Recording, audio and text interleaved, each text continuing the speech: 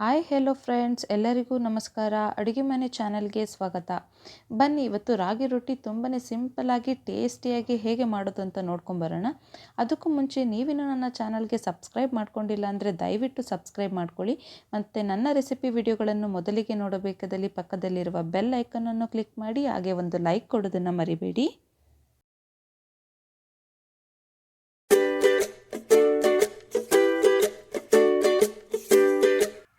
Friends, ರಾಗಿ ರೊಟ್ಟಿ ಮಾಡೋದಕ್ಕೆ ಬೇಕಾಗಿರುವ ಇಂಗ್ರೀಡಿಯೆಂಟ್ಸ್ ಅಂದರೆ ನಾನಿಲ್ಲಿ 2 ದೊಡ್ಡ ಸೈಜ್ ಈರುಳ್ಳಿನ ಚಿಕ್ಕದಾಗಿ ಕಟ್ ಮಾಡಿ ಹಾಕ್ಕೊಳ್ತಾ ಇದ್ದೀನಿ. ಮತ್ತು ಇದಕ್ಕೆ 1 ಇಡಿಯಷ್ಟು ನಾನು ಕೊತ್ತಂಬರಿ ಸೊಪ್ಪನ್ನ ತೊಗೊಂಡಿದ್ದೀನಿ. ಚಿಕ್ಕದಾಗಿ ಇದನ್ನು ಕಟ್ ಮಾಡಿ ಇಟ್ಕೊಂಡಿರಬೇಕು, ಹಾಕೋಬೇಕು. ಮತ್ತು ಇದ್ರ ಜೊತೆಗೆ ನೀವು ಸಬ್ಸಿಗೆ ಸೊಪ್ಪು ಕೂಡ ಮನೇಲಿದ್ದರೆ ಹಾಕೋಬೋದು. ಮತ್ತು 1 ಕಪ್ ತುರಿದಿರುವ ಕ್ಯಾರೆಟ್ನ ಹಾಕ್ಕೊಂಡಿದ್ದೀನಿ ನಾನು ಇಲ್ಲಿ. ಮತ್ತು ಒಂದು 4ರಿಂದ 5 ಹಸಿರು ಮೆಣಸಿನ್ಕಾಯಿನ ಚಿಕ್ಕದಾಗಿ ಕಟ್ ಮಾಡಿ ಹಾಕೋಬೇಕು. ಮತ್ತು ಒಂದು ಸ್ವಲ್ಪ ಕರಿಬೇವನ್ನ ಚಿಕ್ಕದಾಗಿ ಕಟ್ ಮಾಡಿ ಹಾಕೋಬೇಕು. ಮತ್ತು ಇದಕ್ಕೆ ಒಂದು ಅರ್ಧ ಕಪ್ಪಷ್ಟು ತೆಂಗಿನಕಾಯಿ ತುರಿನ ಆ್ಯಡ್ ಮಾಡ್ಕೋಬೇಕು. ಇದು ಆಪ್ಷನಲ್ ಫ್ರೆಂಡ್ಸ್. ಮತ್ತು ಒಂದು ಅರ್ಧ ಸ್ಪೂನಷ್ಟು ಜೀರಿಗೆ ಹಾಕೋಬೇಕು ನೀವು. ಜೀರಿಗೆ ಹಾಕೋದ್ರಿಂದ ಒಳ್ಳೆ ಫ್ಲೇವರ್ ಕೊಡುತ್ತೆ. ಮತ್ತು ರುಚಿಗೆ ತಕ್ಕಷ್ಟು ಉಪ್ಪನ್ನು ಆ್ಯಡ್ ಮಾಡ್ಕೊಳ್ಳಿ. ನಾನಿಲ್ಲಿ 2.5 ಸ್ಪೂನ್ ಉಪ್ಪು ಆ್ಯಡ್ ಮಾಡ್ಕೊಂಡಿದ್ದೀನಿ. ಫ್ರೆಂಡ್ಸ್, ರಾಗಿ ರೊಟ್ಟಿ ಅಂತೂ ತುಂಬಾ ಟೇಸ್ಟಿಯಾಗಿ ಇರುತ್ತೆ. ಡಯಟ್ ಮಾಡೋರಿಗೆ ಮತ್ತು ಶುಗರ್ ಪೇಷಂಟ್ಸ್ಗೆ ಇದು ತುಂಬಾ ಚೆನ್ನಾಗಿರುತ್ತೆ.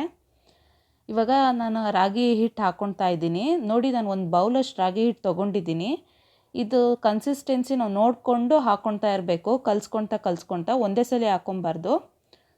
ನೋಡಿ, ನೀರು ಹಾಕೋಕ್ಕೆ ಮುಂಚೆ ಚೆನ್ನಾಗಿ ಈ ಥರ ಮಿಕ್ಸ್ ಮಾಡ್ಕೊಳ್ಳಿ. ಫಸ್ಟು ಚೆನ್ನಾಗಿ ಈರುಳ್ಳಿನೆಲ್ಲ ಹಿಂಗೆ ಪ್ರೆಸ್ ಮಾಡಿ ಹಿಂಗೆ ಮಾಡಿಕೊಂಡ್ರೆ ಈರುಳ್ಳಿ ಎಲ್ಲ ಸಪ್ರೇಟ್ ಆಗುತ್ತೆ.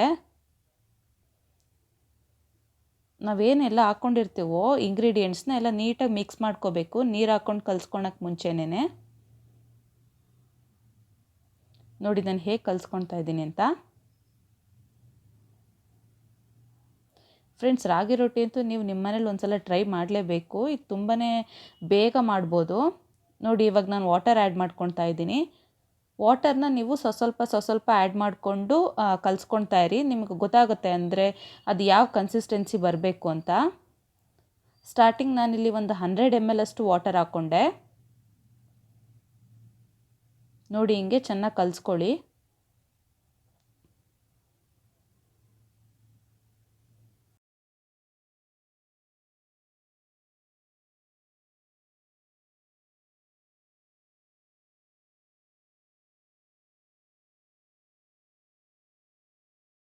ನೋಡಿ ನಾನು ಹೇಗೆ ಕಲಿಸ್ಕೊಳ್ತಾ ಇದ್ದೀನಿ ಅಂತ. ಇದಕ್ಕೆ ಇನ್ನೊಂದು ಸ್ವಲ್ಪ ನಾನು ಹಸಿಟ್ಟು ಆ್ಯಡ್ ಮಾಡ್ಕೊಳ್ತೀನಿ. ಮತ್ತು ಒಂದು ಸ್ವಲ್ಪ ವಾಟರ್ ಆ್ಯಡ್ ಮಾಡ್ಕೊಂಡು ಕಲಿಸ್ಕೊಳ್ತಾ ಇದ್ದೀನಿ. ಇದಕ್ಕೆ ಒಂದು ಸ್ವಲ್ಪ ಆಯಿಲ್ ಆ್ಯಡ್ ಮಾಡ್ಕೋಬೇಕು. ಲಾಸ್ಟಿಗೆಲ್ಲ ಕಲಿಸ್ಕೊಂಡಾದಮೇಲೆ ನಾವು ರೊಟ್ಟಿ ಹಾಕ್ತೀವಲ್ಲ, ಆವಾಗಲೂ ಆಯಿಲ್ ಆ್ಯಡ್ ಮಾಡ್ಕೋಬೇಕು. ಬಟ್ ಇವಾಗ ಆಯಿಲ್ ಆ್ಯಡ್ ಮಾಡ್ಕೊಳೋದ್ರಿಂದ ರೊಟ್ಟಿ ತುಂಬ ಸಾಫ್ಟಾಗಿ ಚೆನ್ನಾಗಿ ಬರುತ್ತೆ. ಫ್ರೆಂಡ್ಸ್, ನಾನಿಲ್ಲಿ ಕಲಿಸ್ಕೊಂಡಿರೋ ಹಿಟ್ಟು ಏನಿಲ್ಲ ಅಂದರೂ ಒಂದು 4 ರೊಟ್ಟಿ ಮಾಡ್ಬೋದು ಇದರಲ್ಲಿ. ನೋಡಿ, ನೀಟಾಗೆ ಆಯಿಲ್ ಹಾಕಿದ್ಮೇಲೆ ನೀಟಾಗಿ ಕಲಿಸ್ಕೊಂಡು ಇಟ್ಕೊಳ್ಳಿ. ಫ್ರೆಂಡ್ಸ್, ಇದನ್ನು ಒಂದು 5 ನಿಮಿಷ ಹಂಗೆ ನೆನೆಯೋಕೆ ಬಿಡಿ. ಹಿಟ್ಟೆಲ್ಲ ಚೆನ್ನಾಗಿ ನೆಂದು ಚೆನ್ನಾಗೇ ಇದಾಗುತ್ತೆ. 5 ಮಿನಿಟ್ಸ್ ಆಗಿದೆ. ನಾನಿಲ್ಲಿ ರೊಟ್ಟಿ ಹೆಂಚು ತೊಗೊಂಡು ಸ್ವಲ್ಪ ಅದಕ್ಕೆ ಆಯಿಲ್ನೆಲ್ಲ ಸವರ್ಕೊಳ್ತಾ ಇದ್ದೀನಿ, ರೊಟ್ಟಿ ನೀಟಾಗಿ ಎದ್ದೊಳ್ಳಿ ಅಂತ. ಆಯಿಲೆಲ್ಲ ಸವರ್ಕೊಂಡೆ. ಇವಾಗ ಒಂದಿಷ್ಟು ತೊಗೊಂಡು ಒಂದು ಕೈಯಲ್ಲಿ ಒಂದು ಸಣ್ಣ ಮುದ್ದೆ ಅಷ್ಟು ಇದನ್ನು ತೊಗೊಂಡು ನೀವು ಮಿಶ್ರಣನ ಇದಕ್ಕೆ ಹಾಕಿ ಹಂಚಿಗೆ ಬಳಿಬೇಕು. ಫ್ರೆಂಡ್ಸ್, ಇಲ್ಲಿ ನಾನು ಗ್ಯಾಸ್ ಆನ್ ಮಾಡ್ಕೊಂಡಿಲ್ಲ, ಇನ್ನೂ ಸ್ಟವ್ ಆನ್ ಮಾಡ್ಕೊಂಡಿಲ್ಲ. ನಾನು ಹಂಗೇ ತವ ಇಟ್ಕೊಂಡ್ಬಿಟ್ಟು ನಾನು ಹಿಂಗೆ ಹಂಚಿಗೆ ಬಳಿತಾ ಇದ್ದೀನಿ.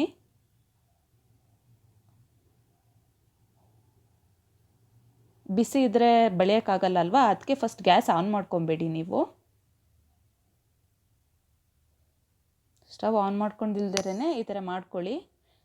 ಈ ಥರ ರೊಟ್ಟಿ ಬಳ್ದಾದ್ಮೇಲೆ ಈ ಥರ ನೀಟಾಗಿ 3 ಕಡೆ ಎಲ್ಲಾದರೂ ಹೋಲ್ ಮಾಡ್ಕೊಳ್ಳಿ. ಆವಾಗ ಚೆನ್ನಾಗಿ ನೀವು ಏನು ಆಯಿಲ್ ಹಾಕ್ತೀರ ಇದ್ರ ಮೇಲೆ ನೀಟಾಗೆ ಆಯಿಲೆಲ್ಲ ಒಳಗಡೆ ಹೋಗುತ್ತೆ, ರೊಟ್ಟಿ ಒಳಗಡೆನೂ. ಮತ್ತು ಬೇಗ ಬೇಯಲಿ ಅಂತ ಈ ಥರ ಮಾಡ್ತಾರೆ. ನೋಡಿ, ನಾನು 1.5 ಸ್ಪೂನಷ್ಟು ಆಯಿಲ್ ಆ್ಯಡ್ ಮಾಡ್ಕೊಳ್ತಾ ಇದ್ದೀನಿ ಇದ್ರ ಮೇಲೆ. ಈಗ ಇದಕ್ಕೆ ಒಂದು ಲಿಡ್ನ ಕ್ಲೋಸ್ ಮಾಡಿ ಇಡಬೇಕು. ಒಂದು 3 to 4 ಮಿನಿಟ್ಸ್ ನೀವು ಮೀಡಿಯಮ್ ಫ್ಲೇಮಲ್ಲಿ ಇಟ್ಕೊಂಡು ಇದನ್ನು ಬೇಯಿಸ್ಕೊಳ್ಳಿ. ಇವಾಗ ಬೆಂದಿದೆ ನೋಡಿ ಫ್ರೆಂಡ್ಸ್ ಹೇಗಾಗಿದೆ ಅಂತ ರೊಟ್ಟಿ. ಈಗ ನೋಡಿ ತಳ ಎಷ್ಟು ನೀಟಾಗಿ ಬಿಡ್ತಾ ಇದೆ. ಮುಂಚೆ ನಾವು ಆಯಿಲ್ ಸವರ್ಕೊಂಡಿದ್ವಿ ಅಲ್ವಾ, ಅದಕ್ಕೆ ಎಷ್ಟು ನೀಟಾಗಿ ಎದ್ದೊಳ್ತಾ ಇದೆ. ಎದ್ಮೇಲೆ ಹಿಂಗೆ ನೀಟಾಗಿ ಉಲ್ಟಾ ಒಂದು ಸಲ ಬೇಯಿಸ್ಕೊಳ್ಳಿ.